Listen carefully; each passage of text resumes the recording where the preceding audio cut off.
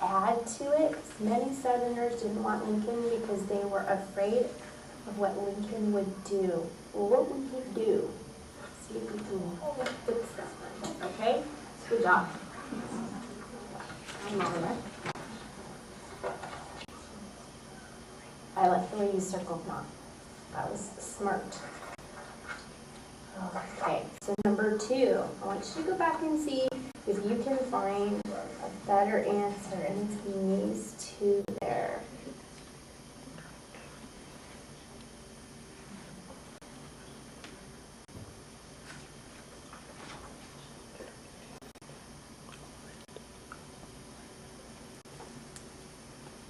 Go ahead and start our lesson. We're doing a social studies lesson. Our objective is right here. I'm going to say it, you're going to echo. Sorry. She surprised me. Okay, so those are examples of, you just got a little snippet too of how we were implementing that, because again, it was something that we had a lot of interest in doing. We wanted to see how this would help our second grade students, and it was something we felt was feasible. And we really talked to each other about how we can implement it in a way that wouldn't make either of us feel crazy or stressed out, which is super important when you're doing this. So, does anyone have any questions about the video or a comment about something that they saw before we move on? How many students did you do in your original action? So we're going to talk about that. That's a perfect lead into the next section. I have a quick question Yeah. too. If you could just clarify for me Sure. the difference between a right there and a think and search. Right there, it's literally pretty much verbatim in the text, and you can stick your finger on it. I think in search, think about how they set up compare and contrast. Typically, there's a couple different ways they can do it, but a lot of times they'll be like, we're reading about frogs here, and then we're reading about butterflies, and then or toads, or something like that. And you have to think about, well, how are they the same? Well, I have to look up here, and I have to look down here. So I have to know that I need to look in 2 places. Nowhere is the author going to tell me probably frogs and toads are the same in this way. They're different in this way. Okay, it's not as explicitly stated in the text. Okay. And right there question is like in one sentence. It's Yeah. a one-liner. And Like it's telling it verbatim. Okay. And some of our students miss it because it might ask them like a number kind of a word, like a number, how many, whatever. And sometimes they'll use a number word in the question, and then they'll use a number in the text, like 25 trips or 5 trips. And sometimes in the question they'll use the word 5 or vice versa. So often you can even see if your students are having trouble with the right there's, they're not paying attention, they're not going back to the text at all.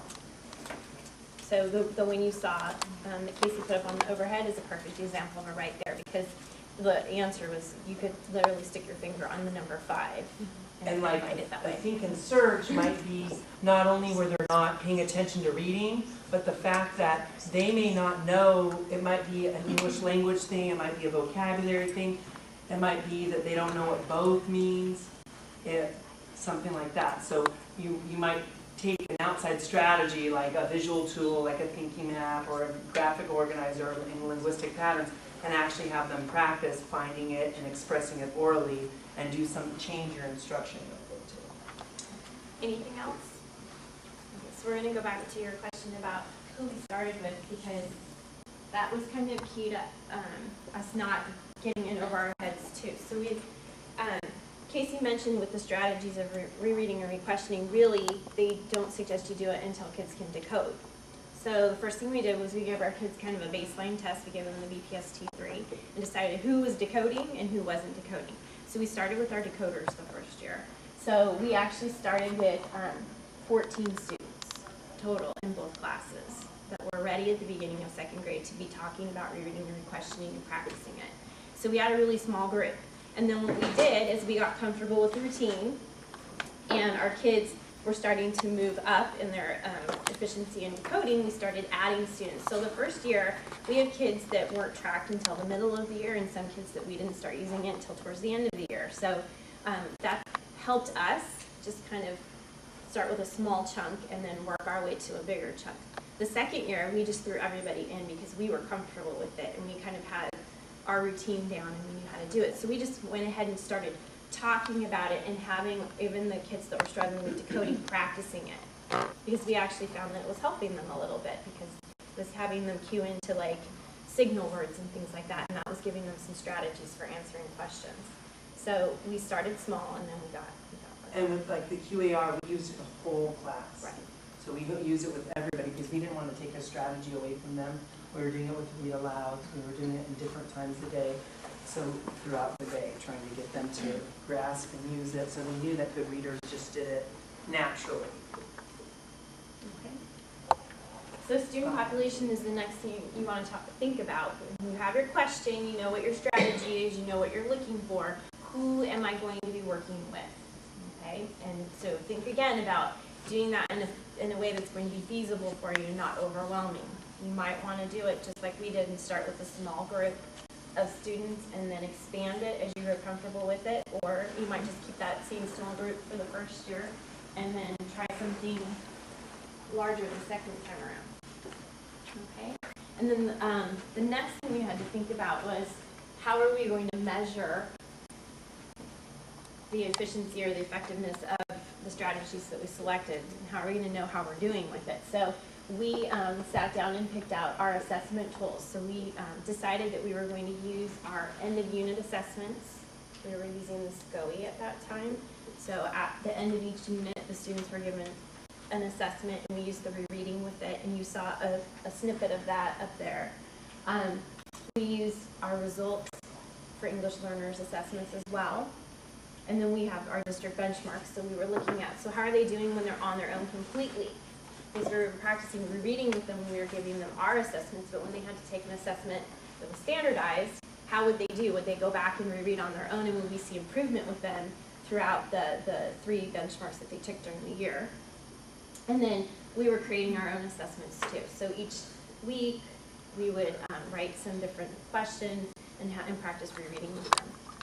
But we got a lot better with the teacher-created ones the second year. Yeah. We did a little bit the first year, but then as we got better at our standards and being able to see where our holes were, because that was our first year in second grade. Yeah. We came from other grade levels and being reading coaches. So we used what we already were using in our classrooms.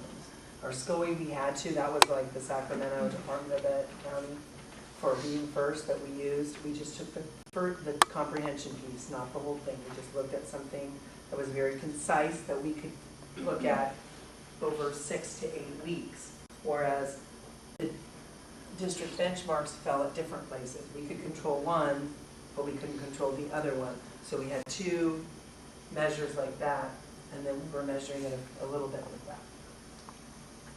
Do you always use a similar time frame? Does that vary depending on what kind of action research you're doing? You just mentioned it was like 6 weeks. Right. Well, because we were doing it by unit, because sometimes they were reading narrative, and sometimes it was focusing more on expository, and so depending on the genre. So we were doing it 6 weeks, and like Casey said, our benchmarks we didn't have any control over. They just took those when the district decided. So, I mean, really, you could decide however you want to do it. If you're working with a small group and it's a smaller skill and you want to, test them more often, you could do that.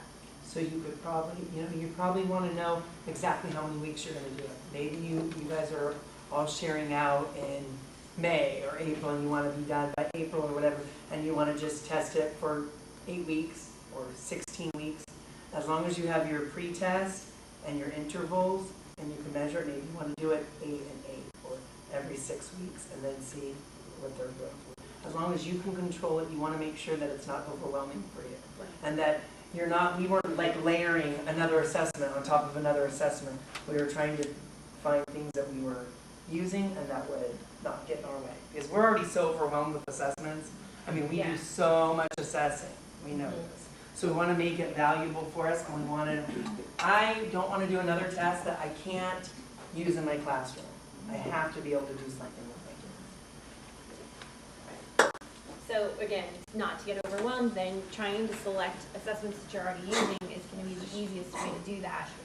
We decided somewhere in the middle that we wanted to start writing our own, but that's definitely not something that you have to do. It's just something that we kind of took on because we were interested in it ourselves. So. And it was helping us be better. Right. Because so often we're trying to do all these different strategies, and we I'll do this for this week, and then, we don't have time, and then we drop it. So we wanted to make make sure, how can we do, make sure that we're actually implementing and giving them the strategy so they internalize it, right? Because we already are throwing so much at them, we want them to actually understand what they're doing and use it. Questions about assessment?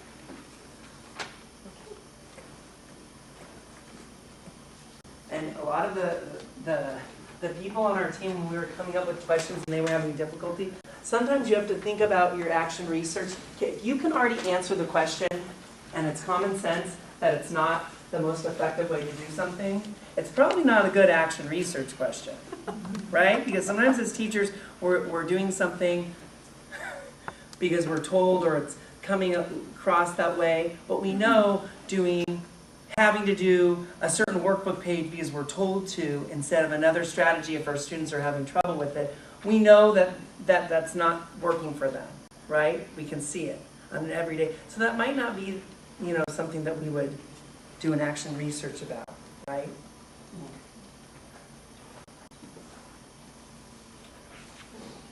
So now we've selected our strategy, we have our question, we know who we're working with, we know how we're measuring it. The next step is actually writing a rubric for implementation. Somehow a way to measure yourself and your implementation of that particular strategy. And this was probably one of the more kind of challenging pieces for our group the first year we did it. So we brought examples, and Casey's going to walk through kind of what our rubric looked like the first year, and then how we refined it as we got better as well. So basically, you're measuring yourself on a scale from 1 to 4. 4 being the highest level of implementation, 1 being the lowest level. What does it look like? So if in an absolute perfect world, what would a 4 be? And that's where we start normally, is if I was doing this the best possible way, what would it look like? And then you kind of back it off a little bit at a time. So he's going to walk you through rubrics.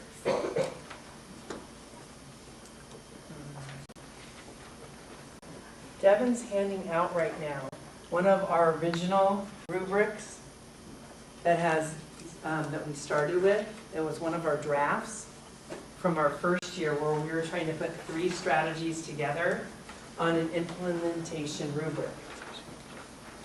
All right?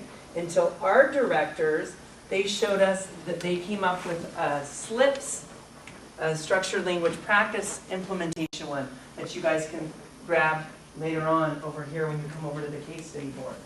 But I'm going to show you that was our original rubric. And then I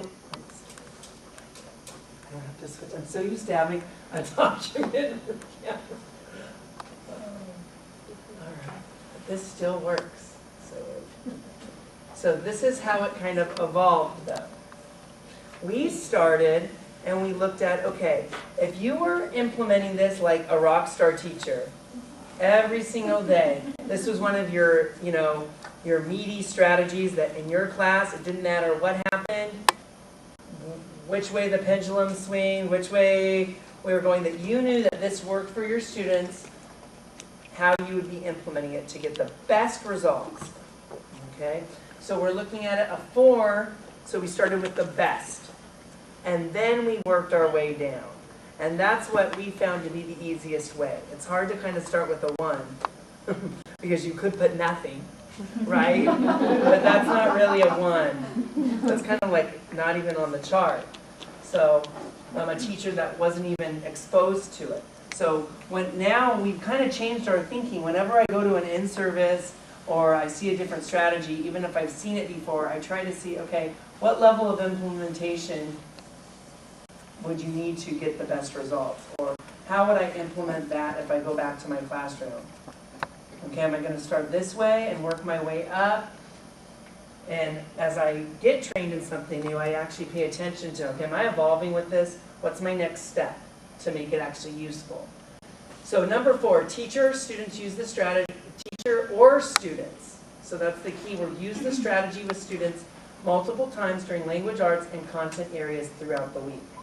Okay, that's pretty stellar to use both the strategies. Okay,